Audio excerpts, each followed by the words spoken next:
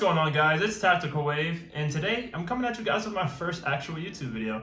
In today's video, we're just going to go over my AR-15 setup, some modifications that I've made to it, and some future plans that I have for the gun. So without wasting any more time, let's just get straight into it. Alrighty guys, here is my AR-15. It is a Black Rain Ordnance Spec 15 with a FDE Cerakote finish.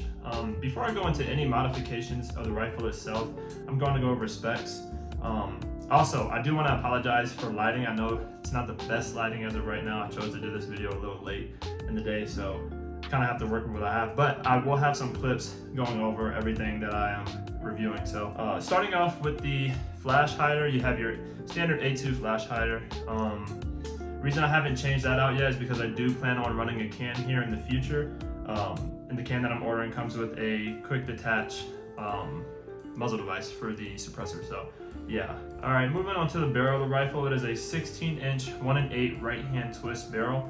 Nothing too crazy. I do not plan on changing out the barrel, so we just move on to the handguard.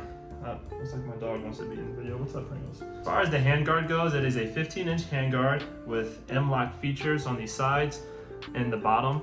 And then you have your one section of Picatinny rail, which my pressure plate for the flashlight is taking up all of. The only gripe that I really have is I wish they would have put a Picatinny rail feature on the bottom of the rifle itself as well, but hey, what can you do? So yeah, 15-inch handguard, really nice handguard too. I like how it slims out mid-rail, so that's pretty cool. It allows you to get a better grip on the rifle. But yeah, moving on to the lower and upper receiver of the gun. They are both made out of aluminum. I believe the lower receiver is made with billet aluminum and the upper receiver is made with forged aluminum. Either way, the whole gun is damn near made out of aluminum. When they were building this gun, you can definitely tell they were going for a lightweight tactical gun, which it damn sure is. As far as the charging handle goes, I'm still running the factory Black Rain charging handle. I don't know if you guys can see their logo on there. It's pretty cool, but yeah. Still running the factory charging handle. I do plan on getting a ambidextrous radiant charging handle here in the future as well. So until then, I'm still rocking the factory charging handle. Moving on to the dust cover. I did end up switching out the factory dust cover for a aftermarket dust cover I picked up at my local gun store. It's pretty nice, matches the gun. When you get this gun, you will notice that there are Black Rain logos everywhere, and they had a Black Rain logo on the dust cover, so I don't know. I felt like it was a little cheesy, so I just took that off and went with a aftermarket one. Moving on to the bolt, you have a standard plain Jane AR-15 bolt in there with a Black Rain logo on it. As far as the bolt goes, I have not had a problem with feeding or jamming.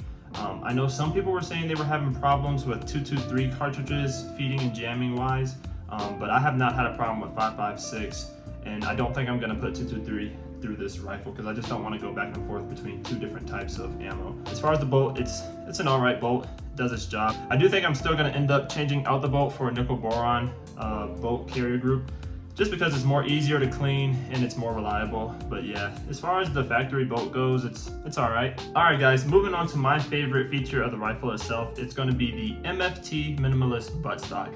Now, before purchasing the rifle, this is actually what caught my eye. I like the fact that it came with a minimalist stock. I've never even shot a rifle before this with a minimalist stock. So I can tell you right now that this is very durable and it is a very comfortable stock. As far as taking it off, the only problem is it's kind of difficult to take it off. You have to really put some strength into that lever pushing down. But other than that, I really do like this stock a lot. It's a very comfortable stock. And it also comes with your quick detach feature for like a Magpul 2-point sling, which I'll get into that later. But yeah, minimalist buttstock, very durable, very nice buttstock. So yeah, my favorite feature. All right guys, now that I've gone over specs, we can start going over modifications that I've made to the rifle. By the way, anything that you see on this rifle will be in the description below of where I got it from. Starting off with the first modification was installing the Odin Olight. This is the full-size bronze version. When I was in the market for flashlights, I wanted something that was bright. I wanted something that was a quick detach, and I wanted something that came with a pressure plate, and this had all three. So I went with the Odin Olight. When you engage in that pressure plate, it gives off 1250 lumens, which is very, very bright. Actually, I'll show you how bright it is right now. I'll turn the lights off and I'll press that pressure plate for you guys. All right, just to give you guys a reference of how bright this flashlight actually is, there you go, 1250 lumens of light just pointing at the ceiling. So I can damn near do the review like this if I wanted to, but yeah, the Odin Olight is a very bright light. Also, another spec that I think is really, really cool addition to this flashlight is when the battery is about to die or it's running low, the flashlight will actually send a vibrating pulse through the handguard that you can feel. So it's crazy how much technology is in this flashlight. And as far as the quick detach goes, I'll show you guys how that works. Just twist this over, pull that down, and then there's an unlock and lock button. You're gonna switch it to the unlock side, push it, and then it slides right off. And then you can just use it as a regular flashlight. So yeah, the Odin Olight, this is a really, really nice flashlight. And I don't wanna make this whole video on this flashlight, but yes, the Odin Olight, I will probably be running these on all my rifles from now on, so yeah. And I'll put that in the description as well. Moving on to the next modification I made to this rifle was installing the Magpul Mlok vertical foregrip. Now, when I was in the market for grips, I was actually gonna go with a angled foregrip, but I don't know if it's just me or not. I feel like angled foregrips are kinda, well, for one, I feel like everybody has them on the rifles. And then for two, I feel like they're kinda going out of style, kinda feel like they're overplayed. So I just went with a vertical foregrip. I like how it's not too long, and I like how it gives me a natural grip feeling when I shoulder the rifle. So yeah, it feels really good. Also, the only complaint that I really have, and my guys that have Mlok rifles know what I'm talking about, it was kind of difficult to install this. So with installing, I actually had to take all this off and install it. It was pretty difficult, and I had to watch a YouTube video, but other than that, it's a really, really nice foregrip. So yeah, Magpul Mlok vertical foregrip. All right guys, moving on to my red dot system that I have. Currently, it's gonna be the Vortex Strikefire red dot. The price that you pay for this red dot, it is a very nice red dot system. You can switch the colors from red to green. Right behind it, I'm running the Sig Juliet 3 Magnifier, and both of these together complement each other very well. I don't have any problems with the Magnifier not lining up with the red dot at all. So yeah, I do think that I am gonna switch out the red dot here soon. I've been running this one for a couple months now, and I think I want to upgrade to an EOTech. So, but that's in the future, and I'll keep you guys updated with that. As far as this whole setup goes, like with my whole rifle setup, I really based this off of Ronin Tactics. If you guys don't know him, you should go follow him on YouTube immediately. He's a very, very knowledgeable person when it comes to rifles, pistols, tactics, fundamentals, and I believe he was Army Special Forces. So I really based this whole rifle off of one of his rifles that he has, and he was teaching a class on. So yeah. Moving on to my sling setup, I'm running the Magpul 2-point quick detach sling system. I guess that's how you would say it. I really like this sling. I've gone through a lot of slings, and this is probably the best sling on the market right now, in my opinion, as far as 2-point sling goes. I like the fact that if I wanted to, by the push of 2 buttons, I can quickly detach it right here. And then, like I mentioned earlier, right below the buttstock. So Magpul 2-point sling, I've got it held down by Ranger bands right now, which I think I said earlier that I'll put in the description. So yeah, Magpul 2-point sling for the win.